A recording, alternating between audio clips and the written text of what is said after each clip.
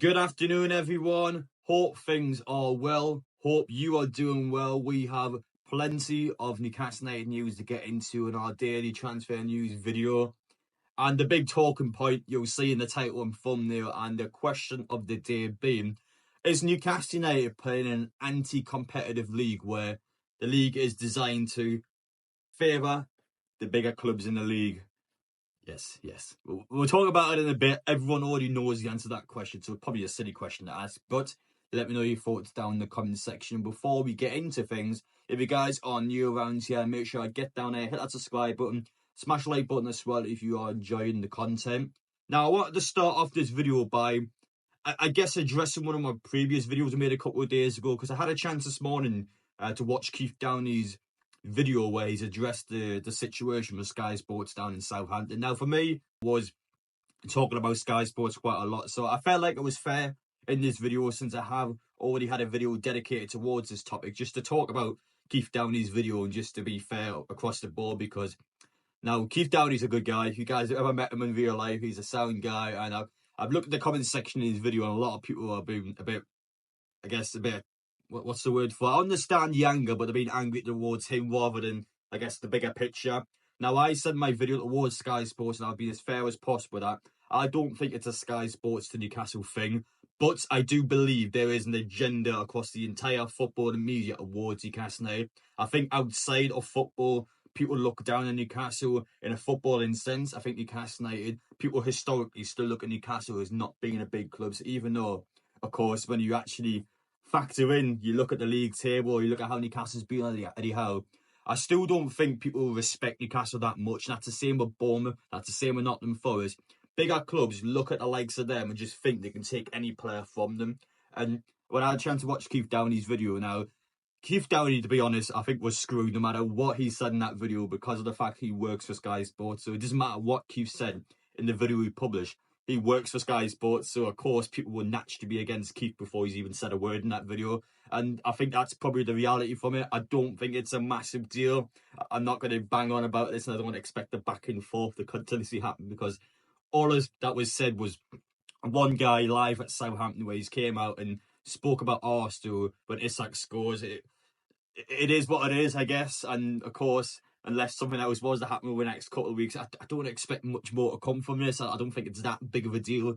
It's more of a, I guess, annoyance from Newcastle fans and anything, which is understandable. And I do agree with the annoyance towards football and media. But yeah, Chief's a good guy. Just don't take it out on him is my message. And I guess my thoughts I want to put across there towards that topic. But going towards, of course, the actual topic of this video now, the big one being is the Manchester City boys. So just to say it straight away, that has been quoted by The Athletic. So Newcastle were not only joint favourites to sign Kushlanov, but had heavily tracked defenders Victor Riaz and Juma Ba. However, couldn't sign them due to FFP rules.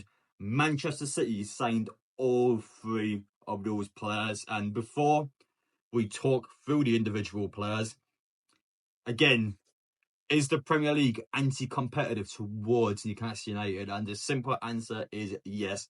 FFP and PSR rules, I believe, are fully implemented to just stop any team from having this massive takeover and then just completely changing the infrastructure of the league. Now, the thing with FFP that really ticks me off is that FFP is not a level playing field. Now, the only way FFP works for every single club is if every club, when FFP was introduced, started at zero. But the reality was, your Manchester United, your Arsenal, your Liverpool, whoever it may be, started up here when FFP was implemented. And your Newcastle, your Bournemouth, whoever it may be, all started here.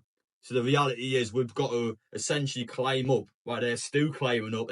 It's just a near impossible job for Newcastle. And PSR, I mean, don't even get me started with PSR rules. I mean, we are talking actual rules where it is designed where Newcastle and every single other team in the league have to sell their youngsters and have to sell players that are pure profit in these PSR rules. I mean, how does this improve the league? Newcastle, last season, we had to sell Anderson and we had to sell Mentor. Let's say we sold both of these players to teams outside the Premier League. Not to mention, I think a lot of the world's best players at the minute aren't even in the Premier League. So when you actually factor in the Premier League players, when you factor in outgoings and ingoing signings, the Premier League has dropped off quite a lot, in my opinion. It honestly has. Now, the transfer window, this January transfer window, and I think the last couple of January transfer windows as well, actually, while I'm on the topic, nowhere near as good as it used to be. In the Premier League, you got clubs in the Premier League that don't want to sell at all. Nobody in this league wants to sell because they know that they can't buy anyone back. So nobody wants to sell players. Nobody wants to buy players because every single other club in the Premier League has highly inflated prices. And it's just a case where no club's budging, and the only signs that have been happening in this window have been players outside the Premier League coming into the Premier League, or the opposite way around. There's been no actual Premier League club selling to a Premier League club because, again, nobody wants to do that. We don't want to do it. Every single other team in the league doesn't want to do it. And it's so anti-competitive, and it's a case where these big six clubs, in my opinion, have an edge over everyone else because, again, they've started off on a higher level than these clubs haven't. FFP was introduced. So it's rules that hold Newcastle back, hold our teams back. I think we've mentioned it a million times already, so I'm not going to dwell on it for too long. But in terms of these players here, obviously Khrushchev was the big one. So his agent came out and actually said that Newcastle at one stage were the favourites to sign before Manchester City then came in. But again, Newcastle, we can be angry at these three players all you want, and when we look at the article, you're going, oh no, FFP's costing these three players. But you've got to look at not just the FFP side of things. Manchester City.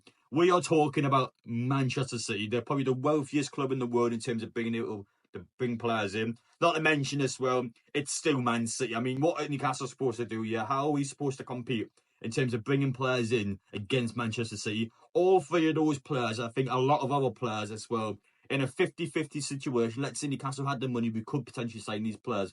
In a 50-50 situation, all three of those players, I think, would still pick Manchester City, and a lot of players would still pick Manchester City, and that's the truth behind it. Newcastle, we had a problem here where we went in for these players, and Man City wanted them as well. I mean, we are screwed. We've got no chance of signing players that Manchester City also want at the same time, and it's just been bad luck in this window. Newcastle, I think, are playing the long game. I think Newcastle, to be honest, are just waiting out until the summer transfer window, which, to be fair to them, if that means we can actually buy some players in, that means we don't have to sell any of our big players, then it's worth it. Problem being is that we are putting a gamble into that summer window. We now have to factor in, it's like not getting injured. We now have to factor in that Jacob Murphy is our only right-sided attacking player. So again, got to factor his form and fitness levels in. Goalkeeper situation, I think, is still a bit all over the place, and there's a lot of areas on the pitch where Newcastle are gambling. We are gambling this season now, in my opinion. We went for it. I respect us for doing that, and I think we could ride the storm out until the end of this season, but it's not a safe gamble to play. I feel like it's perhaps the message to make in this video. Newcastle still have a potential cup final to look forward to. We still have a big push for Champions League football. That still depends on a lot of different factors, and I think Newcastle now have this went. We've tried this window, it hasn't happened again. We're going to go into the summer and we're going to see what happens then. But it's just an anti-competitive league, is all I can say. Newcastle haven't got any chance of bringing players in. We've had, 3 transfer windows in a row now. We haven't signed any big players, and Newcastle just aren't able to do that at the minute until we are to have a new stadium, for example, or we ought to have, of course, that summer window where everything refreshes. So it's a bit of a nightmare. But speaking of that new stadium, because the Trust has actually sent out a letter to Darwin Eagles, basically asking Darwin Eagles and Newcastle United not to bump the season ticket prices up next season. Now, Darwin Eagles has put quite a long reply in. I'll try my best to show it on screen. It's quite big, so I'm aware that you guys have it zoomed in as possible so you guys can actually read it. But basically, it's just a well put together reply from Darwin Eagles where he doesn't give an answer. He says, "We haven't decided at this time." I think it's quite cleverly worded, to be honest. I've seen a lot of this in media before. My personal opinion, even though it hasn't given an answer on that, I think it's probably leaning towards season ticket prices going up again, which is a natural process, unfortunately, in the Premier League. I think everything's going up in the Premier League these days. Not that I agree with it, and not that you guys should agree with it as well, because I don't want to pay more money, but that's unfortunately what's happening at the minute, and I don't think it's going to stop. And even when Newcastle has a new stadium, I still feel like prices are going to go up, and I just think that's how things are going to be in the Premier League, because again, these stupid anti-competitive regulations and rules to it. But yeah, that was kind of the bulk I wanted to talk about in this video. Newcastle have went in for 3 players, didn't get any of them. Manchester City got all 3 of them, and I think we look at these players as well long term.